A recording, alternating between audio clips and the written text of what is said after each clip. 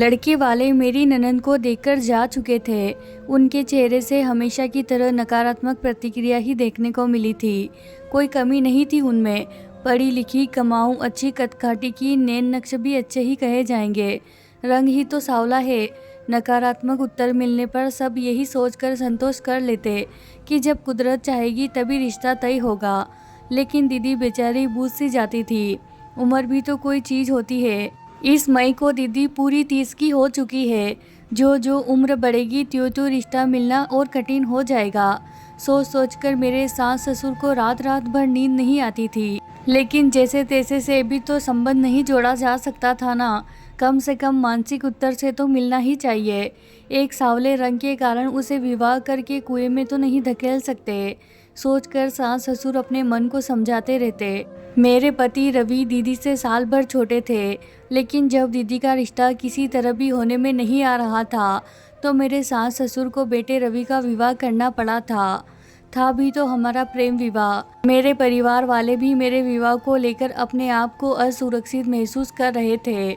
उन्होंने भी जोर दिया तो उन्हें मानना पड़ा।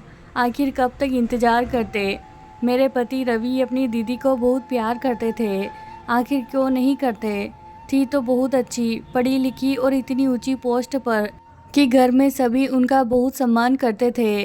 रवि ने मुझे विवाह के तुरंत बाद ही समझा दिया था। उन्हें कभी यह महसूस न होने दूं कि वे इस घर पर बोझ हैं। उनके सम्मान को कभी ठेस नहीं पहुंचनी चाहिए। इसीलिए कोई भी निर्णय लेते समय सबसे पहले उनसे सलाह ली जाती थी। वे भी हमारा बहुत ख्याल रखती थी। मैं अपनी माँ की इकलौती बेटी थी। इसीलिए उनको पाकर मुझे लगा जैसे मुझे बड़ी बहन मिल गई है। एक बार रवि ऑफिस टूर पर गए थे। रात काफ़ी हो चुकी थी। सास ससुर भी गहरी नींद में सो गए थे। लेकिन दीदी अभी ऑफिस से नहीं लौटी थी। चिंता के कारण मुझे नींद नहीं आ रही थी। तभी कार के हॉर्न की आवाज़ सुनाई दी। मैंने खिड़की से झाँक कर देखा। दीदी कार से उतर रही थी। उनकी बगल में कोई पुरुष बैठा था। कुछ अजीब सा लगा कि हमेशा तो ऑफिस की कैब उन्हें छोड़ने आती थी। आज कैब के स्थान पर कार में उन्हें कौन छोड़ने आया है। मुझे जागता देखकर उन्होंने पूछा, सोई नहीं अभी तक? आपका इंतज़ार कर रही थी। आपके घर लौटने से पहले मुझे नींद कैसे आ सकती है मेरी अच्छी दीदी।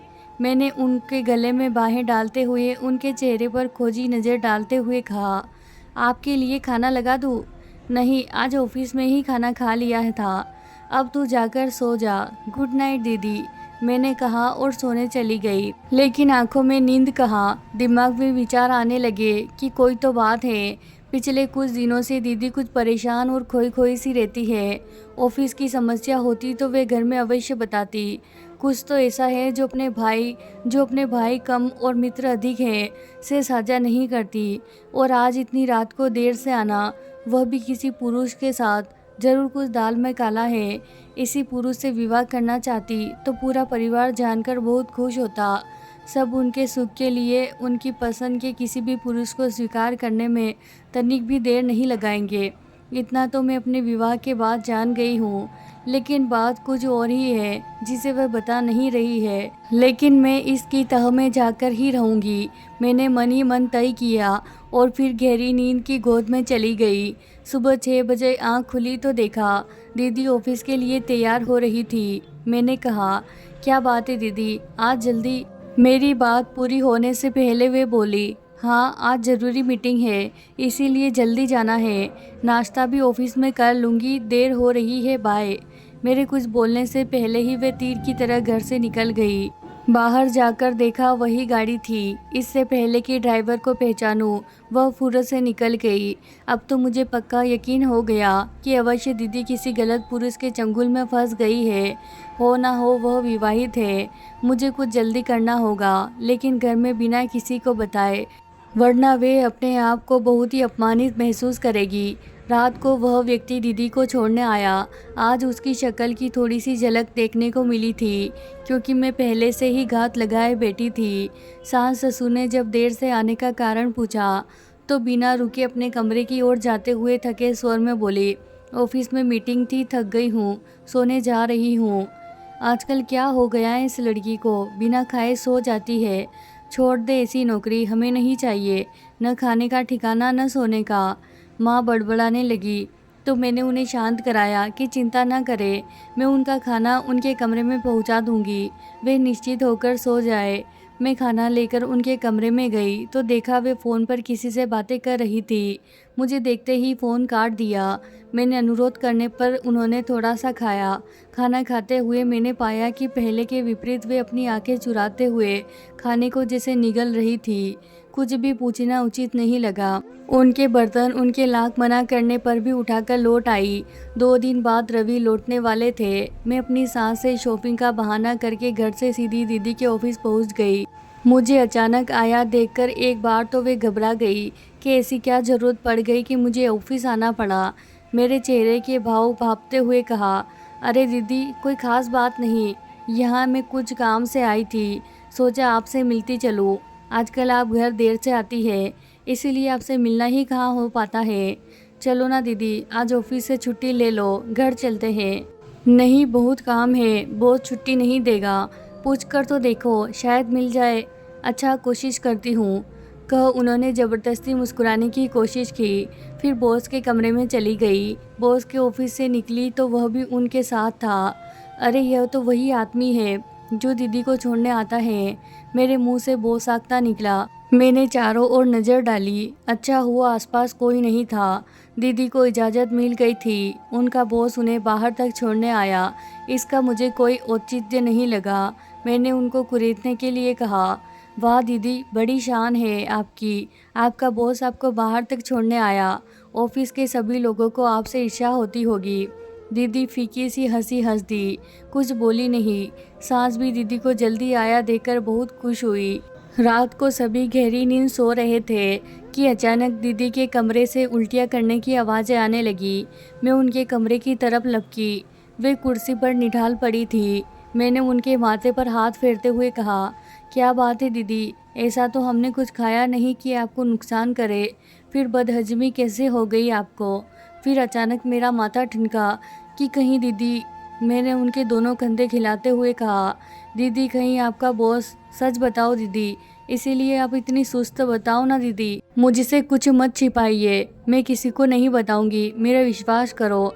मेरा प्यार भरा स्पर्श पाकर और सांत्वना भरे शब्द सुनकर वे मुझसे लिपटकर फूट फूट कर रोने लगी और सकारात्मक से सिर हिलाने लगी। मैं सकते में आ गई कि कहीं ऐसी स्थिति न हो गई हो कि अबॉर्शन भी न करवाया जा सके। मैंने कहा, दीदी आप बिल्कुल न घबराए, मैं आपकी पूरी मदद करूंगी, बस आप सारी बात मुझे सुना दीजिए। ज़रूर उसने आपको धोखा दिया है। दीदी ने धीरे धीरे कहना शुरू किया। ये बॉस नए नए ट्रांसफ़र होकर मेरे ऑफिस में आए थे। आते ही उन्होंने मेरे में रुचि लेनी शुरू कर दी और एक दिन बोले कि उनकी पत्नी की मृत्यु 2 साल पहले ही हुई है। घर उनको खाने को दौड़ता है, अकेलेपन से घबरा गए हैं। क्या मैं उनके जीवन के खालीपन को भरना चाहूँगी? मैंने सोचा शादी तो मुझे करनी ही है, इसीलिए मैंने उनके प्रस्ताव को स्वीकृति दे दी। मैंने उनसे कहा कि वे मेरे मम्मी पापा से मिल ले। उन्होंने कहा कि ठीक है, वे जल्दी घर आएंगे। मैं बहुत खुश थी कि चलो मेरी शादी को लेकर घर में सब बहुत परेशान है, सब उनसे मिलकर बहुत खुश होंगे। एक दिन उन्होंने मुझे अपने घर पर आमंत्रित किया कि शादी से पहले मैं उनका घर तो देख लूं, जिसमें मुझे भविष्य में रहना है। मैं उनकी बातों में आ गई और उनके साथ उनके घर चली गई। वहाँ उनके चेहरे से उनका बनावटी मुखौटा उतर गया। उन्होंने मेरे साथ बलात्कार किया और धमकी दी कि यदि मैंने किसी को कुछ भी बताया तो उनके कैमरे में मेरे ऐसे फ़ोटो हैं जिन्हें देखकर मैं किसी को मुंह दिखाने लायक नहीं रहूँगी। होश में आने के बाद जब मैंने पूरे कमरे में नज़र दौड़ाई तो मुझे पल भर की भी देर यह समझ में नहीं लगी कि वह शादीशुदा है। उस समय उसकी पत्नी कहीं गई होगी। मैं क्या करती? बदनामी के डर से मुंह बंद कर रखा था। मैं लूट गई, अब क्या करूं? कहकर फिर फूट फूट कर रोने लगी। तब मैंने उनको अपने से लिपटाते हुए कहा, आप चिंता न करें दीदी, अब देखती हूँ वह कैसे आपको ब्लैकमेल करता है। सबसे पहले मेरी फ्रेंड डॉक्टर के पास जाकर अबॉर्शन की बात करते हैं, उसके बाद आपके बॉस से निपटेंगे। आपकी तो कोई गलती ही नहीं है, आप डर रही थी, इसी का फ़ायदा तो वह उठा रहा था। अब आप निश्चित होकर सो जाइए, मैं हूँ ना, आज मैं आपके कमरे में ही सोती हूँ। फिर मैंने मन ही मन सोचा कि अच्छा है पति बाहर गए हैं और सास ससुर का कमरा दूर होने के कारण आवाज़ से उनकी नींद नहीं खुली। थोड़ी ही देर में दोनों को गहरी नींद में घेरा। अगले दिन दोनों ननद भाभी किसी फ्रेंड के घर जाने का बहाना करके डॉक्टर के पास जाने के लिए निकली। डॉक्टर चेकअप कर बोली, यदि 1 हफ्ता और निकल जाता तो ऑपरेशन करवाना खतरनाक हो जाता। आप सही समय पर आ गई है। मैंने भाव तरीके में अपनी डॉक्टर फ्रेंड को गले से लगा लिया। वे बोली, सरिता तुम्हें पता है ऐसे कई केस रोज मेरे पास आते हैं। भोली भाली लड़कियों को ये दरिंदे अपने जाल में फंसा लेते हैं और वे बदनामी के डर से सब सहती रहती है। लेकिन तुम तो स्कूल के ज़माने से ही बड़ी हिम्मत वाली रही हो। याद है वह अमित जिसने तुम्हें तंग करने की कोशिश की थी? तब तुमने प्रिंसिपल से शिकायत करके उसे स्कूल से निकलवा कर ही दम लिया था। अरे विनीता, तुझे अभी तक याद है सच में वे दिन क्या थे? और फिर दोनों खिलखिलाकर हंस पड़ी। पारुल के चेहरे पर भी आज बहुत दिनों बाद मुस्कुराहट दिखाई दी थी। अबॉर्शन हो गया। घर आकर मैं अपनी सास से बोली, दीदी को फ्रेंड के घर में चक्कर आ गया था, इसीलिए डॉक्टर के पास होकर आई है। उन्होंने बताया है कि खून की कमी है, खाने का ध्यान रखे और 1 हफ्ते की बेड रेस्ट ले। चिंता की कोई बात नहीं है। सास ने दुखी मन से कहा, मैं तो कब से कह रही हूँ खाने का ध्यान रखा करो, लेकिन मेरी कोई सुने तब ना। 1 हफ्ते में दीदी भली चंगी हो गई। उन्होंने मुझे गले लगाते हुए कहा, तुम कितनी अच्छी हो भाभी, मुझे मुसीबत से छुटकारा दिला दिया। तुमने माँ से भी बढ़कर मेरा ध्यान रखा। मुझ पर बहुत गर्व है। ऐसी भाभी सबको मिले। अरे दीदी, पिक्चर अभी बाकी है, अभी तो उस दरिंदे से निपटना है। 1 हफ्ते बाद योजनानुसार बॉस की पत्नी से मिलने के लिए गए। उनको उनके पति का सारा कच्चा चिट्ठा बयान किया तो वे हैरान होते हुए बोली, इन्होंने यहाँ भी नाटक शुरू कर दिया। लखनऊ से तो किसी तरह ट्रांसफ़र करवा के यहाँ आए हैं कि शायद शहर बदलने से कुछ सुधर जाए, लेकिन कोई कहते हुए वे रुआसी हो गई। हम उनकी बात सुनकर अवाक रह गए।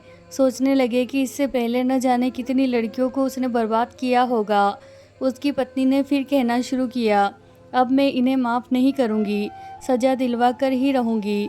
चलो पुलिस स्टेशन चलते हैं, इनको इनके किए की सज़ा मिलनी ही चाहिए। मैंने कहा, आप जैसी पत्नियां हो तो अपराध को बढ़ावा मिले ही नहीं। हमें आप पर गर्व है। और फिर हम दोनों ननद भाभी उसकी पत्नी के साथ पुलिस को लेकर बॉस के पास उनके ऑफिस पहुंच गए। पुलिस को और हम सबको देखकर वह हक्का बक्का रह गया। ऑफिस के सहकर्मी भी सख्ते में आ गए। उनमें से एक लड़की भी आकर हमारे साथ खड़ी हो गई। उसने भी कहा कि उन्होंने उसके साथ भी दुर्व्यवहार किया है। पुलिस ने उन्हें अरेस्ट कर लिया। दीदी भाव तरीके से मेरे गले लगकर सिसकने लगी। उनके आंसुओं ने सब कुछ कह डाला। घर आकर मैंने सास ससुर को कुछ नहीं बताया। पति से भी अबॉर्शन वाली बात तो छिपा ली, मगर यह बता दिया कि वह दीदी को बहुत परेशान करता था। सुनते ही उन्होंने मेरा माथा चूम लिया और बोले, वाह, मुझे तुम पर गर्व है। तुमने मेरी बहन को किसी के चंगुल में फंसने से बचा लिया।